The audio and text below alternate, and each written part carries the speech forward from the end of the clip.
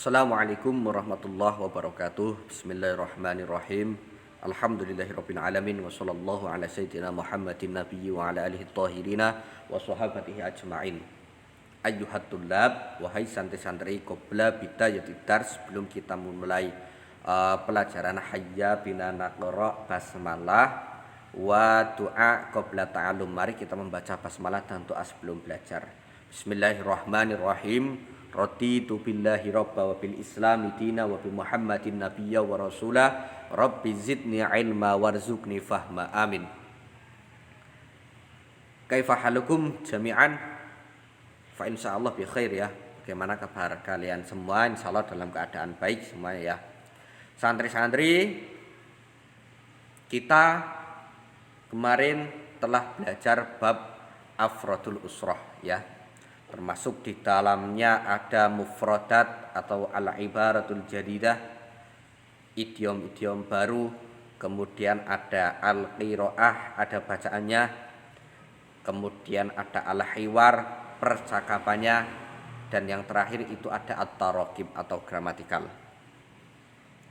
Kemarin Pak Zeni telah membahas tentang gramatikal yang ada di bab ini. Sebenarnya pada bab ini ada dua poin pokok yang dibahas dalam gramatikalnya ya. Yang pertama itu mengenai isim mufrad, dan yang kedua itu tentang al-jar, harful jar wa dzarful makan ya. Namun ketika dibahas seperti itu, tidak lengkap rasanya bila tidak memberikan gambaran secara menyeluruh tentang apa sih itu isim itu, apa sih sebenarnya, ada apa saja sih dalam isim, dan lain-lain ya. Makanya Pak Zeni kemarin itu menjelaskan tentang kalimat isim dari segi jenisnya, dari segi jumlahnya, dan dari segi umum dan khususnya, agar kalian itu tidak heran lagi atau terbiasa dengan istilah-istilah yang namanya muzakkar, dengan istilah-istilah yang namanya mu'annas, dengan istilah ma'rifat nakirah, dengan istilah mufrad tasniyah jamak, seperti itu ya. Tujuannya seperti itu. Walaupun dalam pembahasan yang ada di materi pada bab ini hanya membahas ini saja, isim mufrad ya. Isim kalau dilihat dari segi jenisnya ada muzakkar, mu'annas. Muzakkar itu katakanlah dengan mudah itu isim yang menunjukkan makna laki-laki. Kalau mu'annas itu makna perempuan. Kemudian isim tasniyah itu yang menunjukkan arti dua. Kalau dari segi jumlahnya ya, ini ada mufrad, tasniyah, jamak. Kemudian isim mufrad itu yang menunjukkan satu atau tunggal. Dan yang terakhir isim jamak itu yang lebih dari dua, berarti mulai 3 sampai ke atas tak terhingga itu masuknya ke jamak. Itu kalau dari segi jumlahnya. Kemudian bila dari segi umum dan khususnya, ada isim nakirah dan ada isim makrifat. Ini setidaknya kalian pernah mendengar istilah-istilah ini agar tidak asing lagi dengan istilah-istilah yang ada di dalam bahasa Arab ya. Nah ini nanti bisa dibaca sendiri Pak Zeni, kirimkan filenya, tidak apa-apa nanti. Kemudian kemarin itu juga kita membahas tentang al-jar atau jar ya. Al-jar wal majrur, harfu jar wa dzarful makan. Itu materinya ada di halaman 64. Nah, bila kalian tiba-tiba dijelaskan dengan al-jar, harfu jar wa dzarful makan, nanti kalian tidak tahu apa sih itu jar itu apa. Nah makanya Pak Zeni mencoba mengurutkan yang mana dalam kalimat itu ada yang namanya i'rab. Nah i'rab itu perubahan akhir kalimat karena adanya amil yang masuk. Jadi kalimat dalam bahasa Arabnya itu kan kadang berubah-ubah. Contohnya ini, di sini ana tilmizun. Saya adalah murid. Ana tilmizun. Nah, harokat akhirnya itu berupa dhammah tanwin atau dhammah. Ana tilmizun. Tapi kadang juga di contoh lain harokatnya berubah. Contohnya ra'aitu tilmizan. Saya melihat santri atau siswa. Nah, yang tilmizun berubah menjadi tilmizan. Kemudian contohnya lagi marortu bitilmizin. Saya melewati atau saya berjalan dengan santri. Marortu bitilmizin. Nah, tilmizin, tilmizan, tilmizun itu kan berubah harokat akhirnya. Nah, itu dia yang dinamakan dengan i'rab, perubahan akhir kalimat. Mudahnya seperti itu. Nah, pada materi kalian di halaman 64 itu ada jar ya. Di situ ada keterangan, Pak Zeni bukakan saja, tentang huruf jar. Nah, ini kan ada ya. Huruf jar adalah kata depan atau huruf yang masuk pada isim dan menjadikan isim tersebut majrur. Nah, moro-moro majrur dalam kedudukan i'rabnya. Makanya sebelum kita membahas majrur, maka kita harus membahas i'rab dulu. Karena majrur itu termasuk sebagian dari i'rab. Ya. Gini. I'rab sendiri dalam bahasa Arab itu ada 4. Yang pertama itu i'rab rafa, kemudian ada i'rab nasab, kemudian ada i'rab khafad atau jar. Nah, ini khafad sama dengan i'rab jar. Dan yang terakhir ada i'rab jazm. Ada 4 ya. Yang mana, nah kemarin Pak Zeni menjelaskan tentang apa itu kalimat isim atau apa itu kalimat fi'il. Kalimat isim yang menunjukkan benda, sesuatu yang menunjukkan benda dan tidak disertai dengan zaman atau waktu. Kemudian kalau kalimat fi'il yang menunjukkan arti pekerjaan dan besertaan dengan waktu, itu kalimat fi'il. Kemudian kalimat huruf selain daripada kalimat isim dan kalimat fi'il.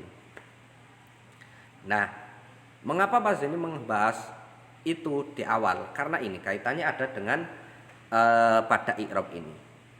I'rab rafa itu bisa masuk pada kalimat isim dan kalimat fi'il. I'rab nasab pun demikian, bisa masuk pada kalimat isim dan kalimat fi'il. Namun i'rab khafad itu hanya masuk pada kalimat isim. Hanya masuk pada kalimat isim, sedangkan i'rab jazm itu hanya masuk pada kalimat fi'il. Nah, ini sekedar tahu. Kalau ada sebuah kalimat kok huruf akhirnya dhammah atau ditandai dengan wawu, contohnya yadribuna atau qarauna, mereka membaca, itu artinya qarauna, qara'a membaca, qarauna mereka membaca. Atau ahmadani, kalau enggak ya zaidani, itu artinya 2 zaid, 2 orang yang bernama zaid, zaidani. Nah, itu alif. Dan ada pula yang nun, itu nanti masuknya i'rab rafa. Kemudian ada kalimat yang memiliki ciri kok fathah, alif, kasroh, ya, nun. Itu nanti masuknya i'rab nasab. Kemudian ada kalimat yang berciri kasroh, kemudian ya, kemudian fathah, berarti i'rabnya jar atau khafad. Nah, jar itu sama dengan khafad. Kok ada kalimat yang cirinya itu sukun dan nun, membuang nun? itu nanti i'rabnya jazm. Nah, yang hanya akan kita bahas pada pembahasan ini itu pada i'rab khafat atau i'rab jar ini. Gini ya. Pada halaman 64. Nah, ini kan ada beberapa huruf jar. Nah, setiap kalimat isim yang kemasukan huruf jar, maka kalimat tersebut menjadi majrur atau menjadi khafat atau jar pada kedudukan i'rabnya. Berarti nanti kalimat tersebut huruf akhirnya bila tidak di kasroh ya di fathah. Kalau tidak ya berarti di akhiri dengan ya. Seperti itu, maksudnya seperti itu. Contohnya ada enggak contohnya di sini? Nah, seperti ini ya. Pak Zani sebutkan dulu. Kalau di sini disebutkan huruf jar itu ada 8 dan dzaraf juga ada 8. Min dari atau bagian, ila itu artinya ke, ngan dari atau tentang, ngala di atas atau kepada, kemudian fi di dalam atau pada, bi atau ba itu ya dengan, li bagi atau untuk, dan inda milik.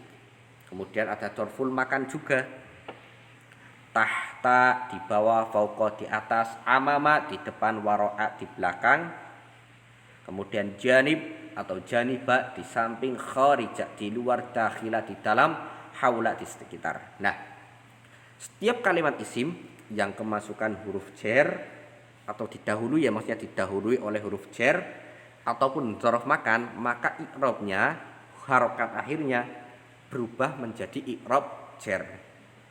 Contohnya, yang pertama al-madrasah.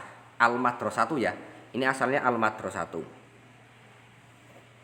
Kemudian ketika kemasukan huruf jar fi, nah ini harusnya di sini ada huruf jar fi, maka menjadi fil madrasati. Ada perubahannya ya.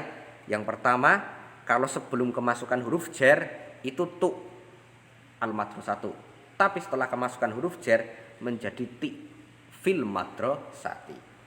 Itu yang dinamakan i'rab, perubahan akhir kalimat karena adanya amil yang memasuki. Nah, ini ngambilnya di sini berarti huruf jar.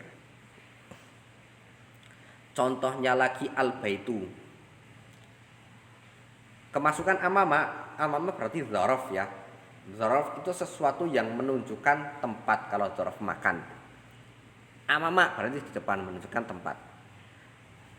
Lafat al-baitu maka berubah menjadi al-baiti, menjadi amamal baiti. Itu i'rab namanya. Kemudian al-maktabu meja. Kemudian kemasukan huruf jar ala, maka menjadi alal maktabi. Ada perubahan ya, kasroh di belakangnya dan sukun di belakangnya. Kalau tidak kemasukan huruf jar di belakangnya berarti dhammah. Tapi kalau kemasukan huruf jar maka menjadi kasroh. Contohnya lagi al-faslu, ketambahan waro'ah maka menjadi waro'al fasli. I'rabnya menjadi jar. Kalau ini rofa, karena tadi salah satu ciri rofa itu dhammah. Kemudian al-jaibu, baju saku ya. Fi, kemasukan huruf jar fi, berarti fil jaibi, di dalam buku saku. Harokat akhirnya itu berubah menjadi kasroh. Seperti itu maksudnya yang dinamakan dengan i'rab jar. Ya mungkin ini saja yang dapat Pak Zeni sampaikan untuk memperdalam materi gramatikal kemarin. Semoga bermanfaat. Kita akhiri saja.